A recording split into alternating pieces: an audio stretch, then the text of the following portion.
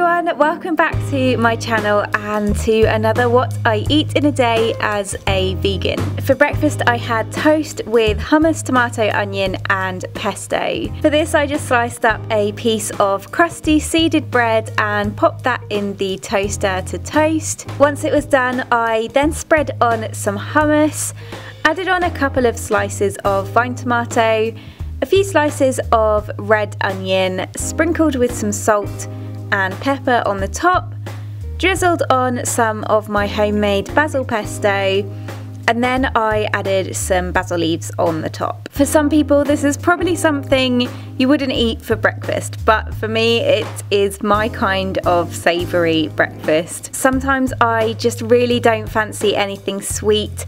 I've never been like a cereal person and I love a loaded toast for breakfast, even more so if it's savoury. All of the flavours are delicious together and don't knock it until you've tried it.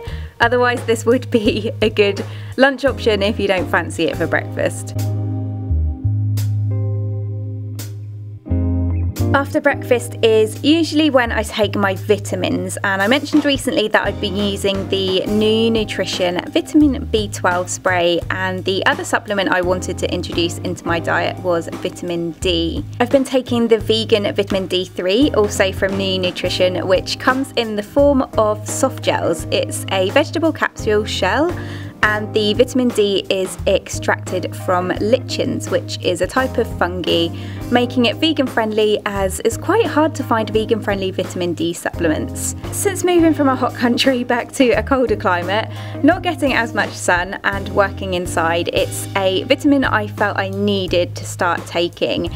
Vitamin D contributes to the maintenance of normal teeth, bones, muscle function, immune system, and also the absorption of calcium in the intestines. Although I love the ease of spray version vitamins, the soft gels are actually really small and so easy to take, especially being a gel capsule. I just take one a day with a glass of water, as I say, usually with or just after breakfast. New Nutrition products are all UK made and they offer 100% satisfaction guarantee, or your money back, so I'll leave a link to their site as well as the product mentioned in the description box below this video. On to lunch later on, and for this I made a batch of butterbean and chickpea stew. So for this I added a tablespoon of oil to a large pan on a low heat. I then roughly chopped up a white onion and minced 2 cloves of garlic.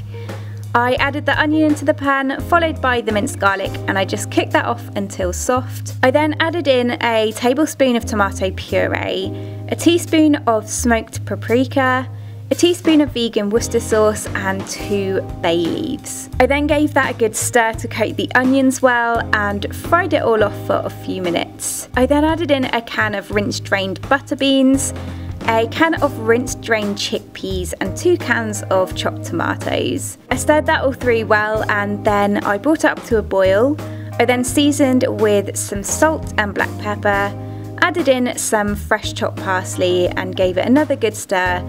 Then left that to continue cooking on a gentle simmer for around 20 minutes. I then served up half of that in a bowl. I also stirred through some of my homemade basil pesto, as I thought it would be really nice with this and I needed to use it up. And on the side I had a piece of homemade garlic bread. I shared how to make this in another recent video, so I will link to that. This is almost like Spanish beans and tomatoes, which is like a traditional tapas type dish and was what I really fancied making for lunch, but I wanted to add in some chickpeas. I just love chickpeas so much, I don't think I could live without them. The pesto was such a good addition stirred through it. The flavours of that paired really nicely with the flavours in the stew, and I absolutely love making homemade garlic bread now to have with any soup or stew, especially with a tomato based dish like this. It's so good. I just froze the rest of the batch. There was probably another portion, so this serves 2 in an airtight container in the freezer, and I would probably use that up within about 2 weeks. Later in the day I had a bag of these Emily sweet potato sticks. These are just seasoned with sea salt and they're made with regular sweet potato as well as purple sweet potato. They're basically like French fries but in crisp form. Like, really crispy sweet potato French fries. The purple sweet potato sticks are even more sweet, but with the sea salt on them, they're delicious, and it's the perfect balance of sweet and savoury.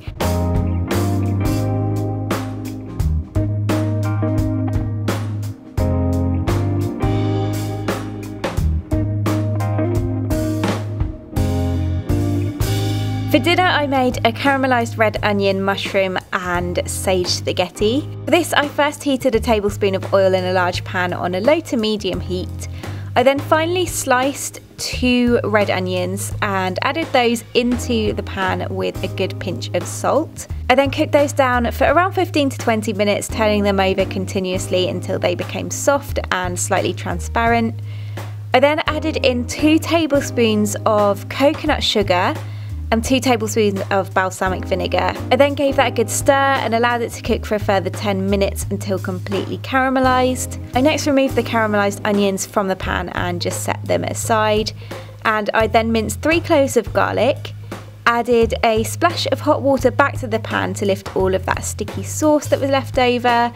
And then I added in the garlic. I also shredded up some fresh sage and added that to the pan, and I fried it all off for around a minute. Meanwhile, I minced up 300 grams of mushrooms, added those into the pan and cooked them down completely.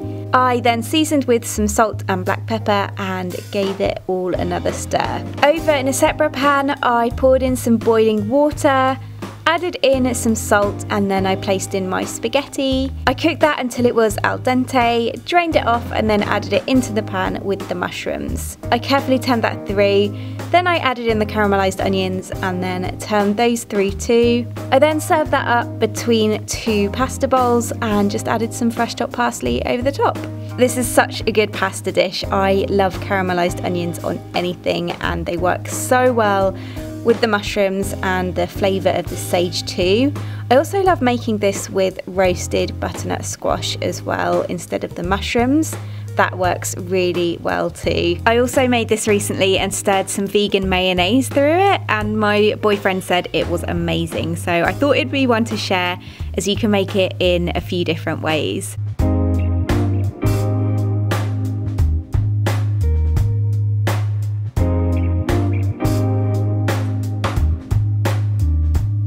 For dessert, I just placed some berries in a bowl and I then melted a few pieces of vegan chocolate in a glass bowl over a pan of boiling water, and I just stirred it continuously until it was nice and smooth. And then once it was done, I just drizzled the melted chocolate over the berries. So quick, so easy, so delicious, and actually not too unhealthy as a dessert, especially if you use a good quality vegan dark chocolate. A good way to curb any sweet cravings. I just always have to have something sweet after dinner. That's my excuse anyway.